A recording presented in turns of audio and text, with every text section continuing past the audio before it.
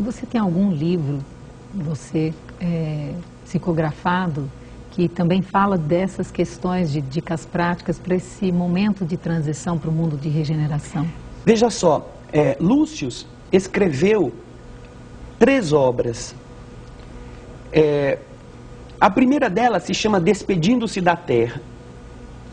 É uma trilogia, mas não é uma trilogia cronológica, ou seja, não tem uma sequência de tempo. É uma cronologia lógica, uma trilogia lógica. É o mesmo tema, falando ao leitor dessas questões práticas. Então, o primeiro romance, Despedindo-se da Terra, conta este relacionamento. São abordagens feitas por Lúcio para trabalhar esse momento de transição em que cada pessoa é livre para agir, mas que o mundo espiritual tenta ajudar cada um a que possa agir de uma maneira não tão prejudicial consigo mesmo, tendo em vista a sua evolução. Depois desse primeiro romance, Despedindo-se, Lúcio escreveu o segundo, que se chama Esculpindo o Próprio Destino. Nesse segundo romance, ele aborda a questão da nossa tarefa pessoal na escolha do que nós vamos fazer, no modo pelo qual nós seremos responsáveis por melhorar o nosso padrão de vida na Terra, pessoalmente falando. E ele fala de casos muito simples do dia a dia. No primeiro, Despedindo-se, ele conta a história que acontece num escritório de advocacia. E todos os relacionamentos, as intrigas, a sexualidade envolvendo os personagens, cada um usando o seu corpo para tomar o lugar do outro, para cobiçar o que não era dele, para chegar aonde queria chegar, nos jogos da sedução, entre outras coisas. Já no Esculpindo, tratando da questão do aborto, falando também sobre o que espera o político depois que desencarna, quais são os seus relacionamentos com o mundo invisível, a ação das entidades sobre as nossas fraquezas. Não que os espíritos nos obriguem a fazer o mal, mas que se valem das nossas inclinações para estimulá-las, a fim de nos manter no mesmo padrão inferior e comprometermos-nos a permanecer no mundo de prova e expiação. E agora, recentemente, Lúcio lançou o que encerra essa trilogia temática, Herdeiros do Novo Mundo. Esse romance está já mostrando como os espíritos estão assistindo Bezerra de Menezes, Jerônimo, Adelino como espíritos, como eles estão vendo as condutas humanas agora, para que, trazendo os ensinamentos que Jesus tem no Evangelho, Jesus, Delmar, deixou todas as dicas. Verdade. Se nós lermos o Evangelho não como fanáticos, sim, não como aqueles que estão no capítulo tal, no versículo tal, que isso é assim, se nós observarmos o conteúdo rico do que Jesus ensina, ali ele deu o mapa do que fazer para herdar a terra. Uma das bem-aventuranças, Jesus fala, já pensaram nisso? Bem-aventurados os brandos, porque eles herdarão a terra. Eles não vão herdar uma terra, não vão ser fazendeiros, sitiantes, não vão ter um terreninho. Não, eles herdarão a terra. Qual é a condição de herdar a terra que Jesus apresenta? Santidade? Não. Não. Perfeição? Não. Não. Pacíficos, a paz. Mansos, pacíficos. Mansuetude. O que é a mansuetude? A sua postura não agressiva, a sua postura de respeito, de não revide.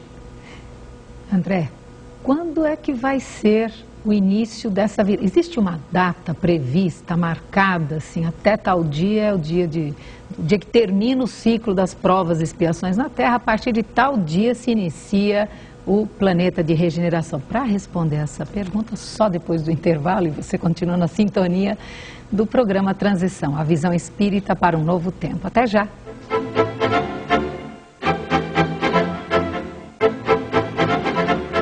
Estamos de volta com o programa Transição, a visão espírita para um novo tempo. E hoje um tema que é importante para que todos nós possamos refletir e até um estímulo para a transformação interna e externa, que são as características do planeta de regeneração. E a pergunta que nós deixamos aí no ar é: existe um dia para a inauguração desse novo ciclo, desse novo momento, desse mundo de regeneração, André?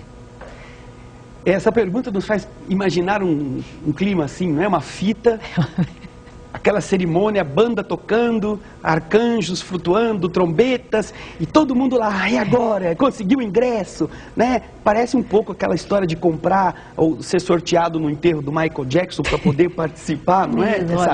Essa coisa. Vou estar ou não vou estar na regeneração?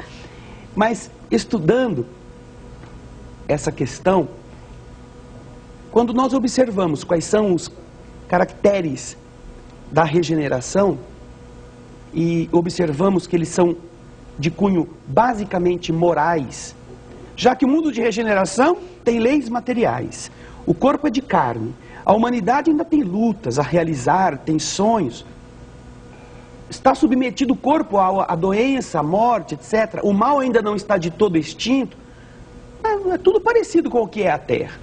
Nós observamos, entretanto, que a diferenciação é puramente moral. Apenas essa é a diferenciação.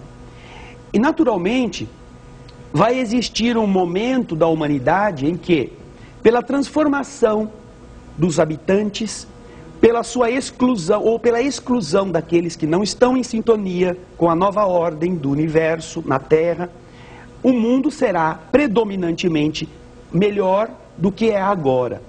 Ou seja, se nós olhássemos então para daqui, talvez a 200, 300, 500 anos, e pudéssemos ver, tirar uma foto, já estaríamos talvez num ambiente muito diferente. Mas, falando de uma data específica, que é o que muita gente está, em 2000 e não sei quanto já é a regeneração. Nós acreditamos piamente que não é assim.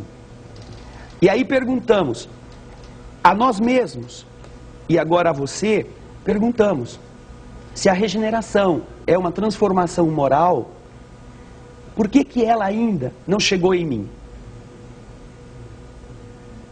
Porque para eu estar no mundo regenerado, só serei admitido se eu me regenerar. Se essas transformações forem de tal forma verdadeiras em mim, arrependimento, desejo de ajudar, fazer o bem às pessoas, o ódio não estará mais sufocando o coração, o orgulho não estará mais ferindo, a inveja não estará produzindo os malefícios. Todos estarão sendo regidos por uma perfeita equidade, diz lá o Evangelho no capítulo 3. Todos se revelando a Deus. Veja só que palavra inspiradora. O que é revelar? É tirar o véu. Não mais fingir uma religião de aparências. Não mais estarmos juntos a condutas externas. Revelar-se a Deus. Senhor, eu sou assim. Desse jeito, eu quero mudar, mas eu tenho lutado e não consigo. Revelar-se a Deus e tentar ir até Ele, diz o Evangelho, seguindo suas leis. Tentar ir a Deus seguindo suas leis. Então é a pergunta que nós fazemos, Delmar. A regeneração vai chegar em mim quando eu quiser. E então, leva-nos essa pergunta a uma outra. Por que eu ainda não sou assim? Quando de verdade estiver o mundo preparado, se eu não estiver regenerado, não terei assento nele. A veste nupcial de que fala Jesus, né? No casamento do seu filho, o rei manda chamar todo mundo e ninguém vai. Manda os seus emissários que são mortos. Cada um foi cuidar do seu negócio. Os convidados, né? Um foi à sua casa de campo, outro foi ao seu negócio. Ele então chama todo mundo. Todos os que estavam nas encruzilhadas, nas estradas, para a festa, porque já estava tudo pronto. E aí chega o rei na hora do casamento do seu filho, está lotado de todas as pessoas convidadas que foram encontradas pelo caminho. Só que tem um que não está vestido adequadamente. Provavelmente é aquele que não se preparou para a festa. A veste nupcial de que fala Jesus corresponde a essa alteração do nosso eu real. não estarão religiosos na regeneração. Não estarão filósofos na regeneração. Não estarão criaturas que sejam reconhecidamente líderes, a não ser que elas tenham se regenerado. Em qualquer área do conhecimento, da vivência humana, esta é a condição que diz o Evangelho, não sou eu que falo. O Evangelho fala sobre ela. A condição para estarmos nela. Portanto, a regeneração eu a faço. Eu posso viver na regeneração no meio da confusão.